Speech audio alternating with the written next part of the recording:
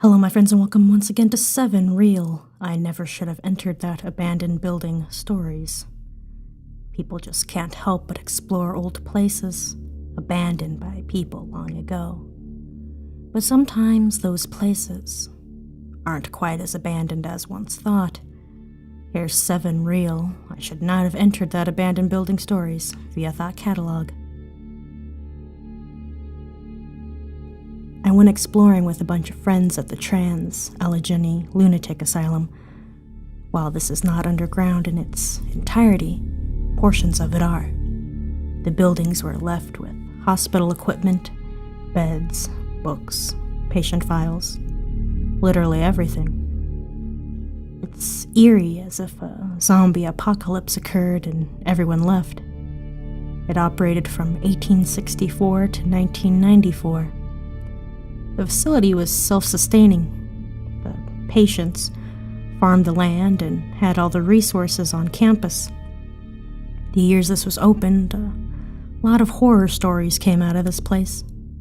This wasn't the modern-day psychiatric ward, more like a prison, where families paid a lot of money to hide their mentally ill, or the state put undesirables.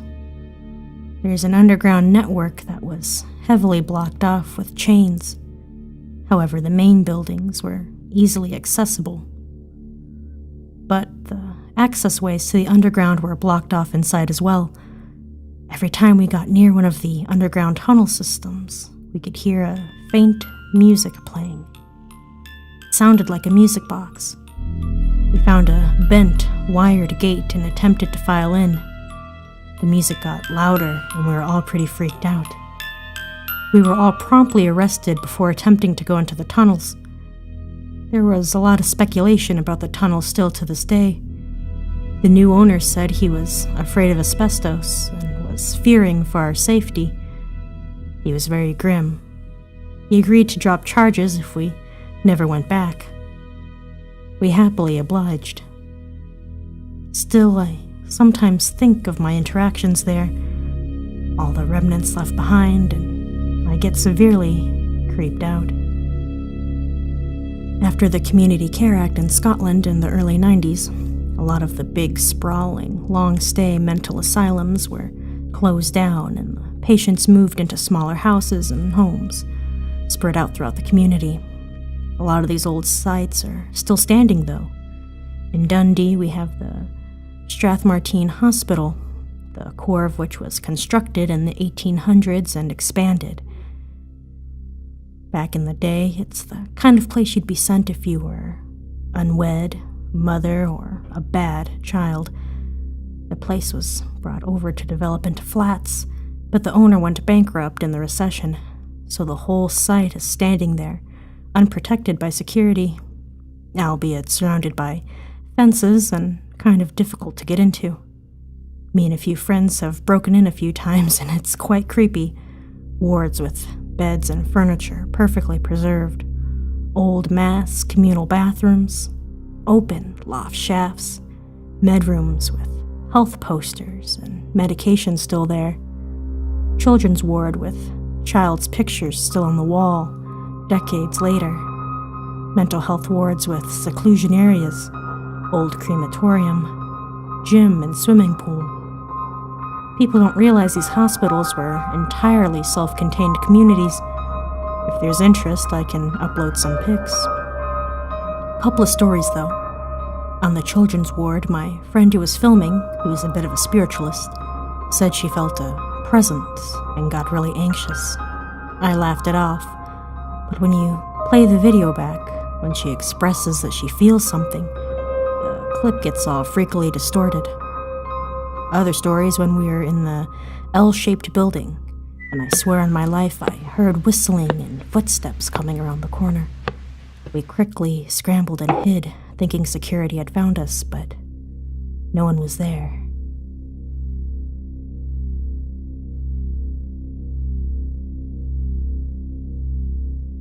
There used to be an old abandoned school in town by my house. It was heavily boarded up and super hard to get into.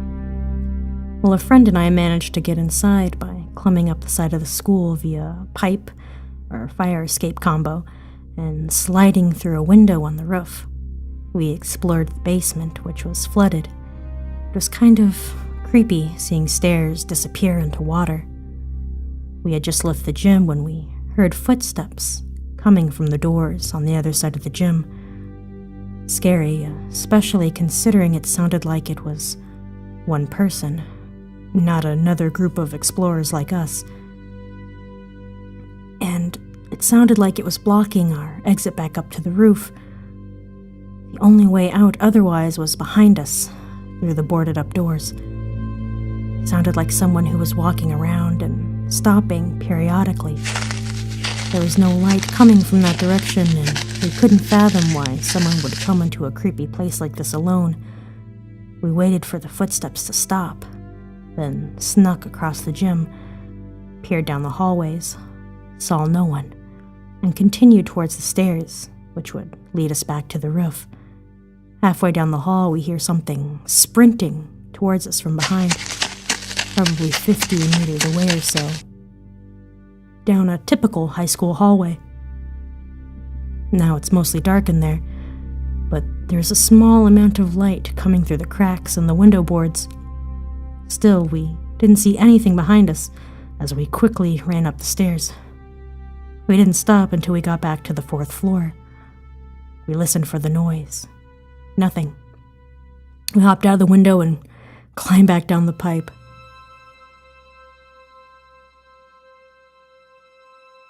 I'm a little late to the party, but here's my story.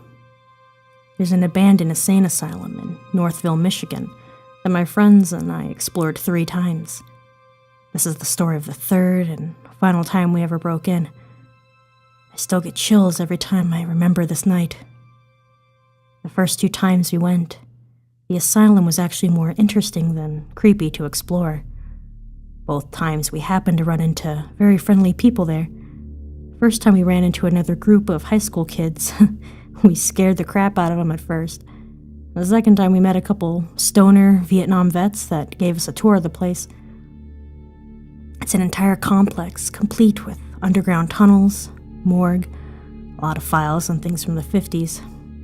This time, however, we were alone, and only had 2 flashlights between 3 people.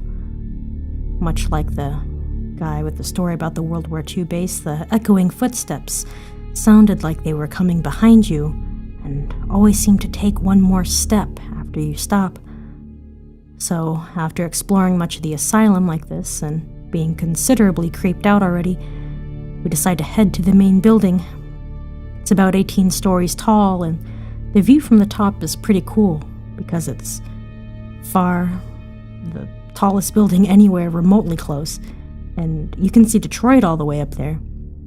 Anyway, we were nearing the top of the seemingly endless stair corridor when the girl that's with us freezes and whispers for us to stop. "I hear footsteps," she whispers. I tried to tell her it's just our footsteps echoing or something, but both of them made me shut up and listen. I could hear it. It was as clear as day. The unmistakable sound of footsteps coming from the top floor. Now, the building is tall, but very small area-wise, so we are very close to the sounds. Still standing on the stairs, we whisper amongst ourselves about what we're going to do. My very stupid friend insists that it's probably just another friendly person and we should go up and say hi. I try to explain to him that you don't want to meet that kind of people in this place on the top floor of an old asylum in the middle of the night. Well, he couldn't convince him and he goes ahead up the stairs, but I was like, no way, and just started running down the stairs. Fortunately, he followed us, and we got out of there without ever finding who or what was walking around there that night. To top it all off, a cop passing by on the road spotted us after coming out of the building, and we had run into the asylum complex to get away. I still think back to that night sometimes and wonder who was up there. There were definitely no guards, so it was probably either a gang. You know, there's gang graffiti all over the asylum. Or could it be the tortured soul of a crazy person? Either way, it was way too close. There used to be an abandoned rubber factory on the edge of my town before it was torn down a couple years back. I went there once and tried all the doors, but they were barred. But I did find a crack in the concrete wall around the back that was just big enough to slip through. The inside was really neat. There were abandoned boats, but must have been in storage there for decades. Bunch of old conveyor belts and factory equipment. All kinds of drug paraphernalia. I found a random painting of Jesus in a makeshift shrine, but that's not the creepy part. I was walking around this abandoned factory at about 8 p.m., just after dark. I look around for an hour or so, and aside from some old stuff, there was really nothing out of the ordinary. Then I hear music start playing. Something sort of old blues, something somewhere in the factory. Now, I'm not easily scared, and I kind of wanted to figure out what sort of freak was listening to old records in an abandoned factory, because that's something I would do. I tracked down the noise after about 5 or 10 minutes, and it's in this room in the basement. It has no doors, covered up with a tarp. I go inside the room, and there's a huge contrast from the rest of the dingy, dull old factory. The walls were bright purple, and the room was warm like there was a space heater in it, whereas the rest of the factory was freezing. There's a cassette player on the floor playing a song, which I later tracked down to be called Eleanor Rigby by the Beatles. But I never found out what the other songs were. There were a bunch of papers taped to the walls that all say, "She gotta run, she gotta run, she gotta run." If I had to guess, there were at least 100 sheets that said the exact same phrase, just plastered on the walls and laying on the floor. There was a chair that looked like it had been detached from a school desk in the corner, and a statue of an animal that was really badly chipped and burned, like someone was trying to destroy it. There's also a stack of VHS tapes that had the name of women on the sides. I only remember seeing Jessica on multiple, but there were a few other names. I left shortly after because I got worried whoever owned all this stuff would come back and find me there. I figured they were in the building with me. I couldn't stop thinking about it for a few weeks. I was convinced it was either a serial killer or some guy with a weird porn collection that he couldn't risk having at home, or something worse on the tapes. I went back with a friend, but when we got there, they had already started demolishing the place and it was inaccessible. I'll always wonder what was on those tapes, but a part of me is glad I don't know. So not exactly unexplained, but I grew up in New England, a town littered with old mill buildings. One night in high school, a friend and I decided to go explore an abandoned mill. Once there, we explored what was a completely run-down mill. Attached was an apartment building, both of which had been condemned due to a fire years later. We stopped in a small room in the mill part to find a case of makeup and a book about Kurt Cobain. It's weird. We then thought we heard footsteps outside the room and immediately turned our flashlights off. I'll never forget the feeling of thinking I was going to die. I don't know what it was that was there, but I was sure that my life was about to end. The sounds were actually just drops of water from inside the building, but I'll still never forget that feeling. I live in a small town, and a few miles south of town is an abandoned house. My cousin and I decided to check it out. This house looked either like a serial killer or a meth den from the outside lived there. It had a ton of overgrowth and was dilapidated. Inside, there was a kitchen directly to the left with some nasty dishes corroding inside. To the right was a living space with the first floor crashing into it. A bit in front were the stairs. We climbed up them, and at the top were tons of stuffed animals and a sleeping bag with some amenities scattered around. That freaked us out, and we dipped out accordingly. If you want more scary top 7 lists like this, you can support me on Patreon, patreon.com/ImoriStar. With enough support, it would be my goal and dream to deliver you creepy content like this on this channel daily. Thank you so much for watching.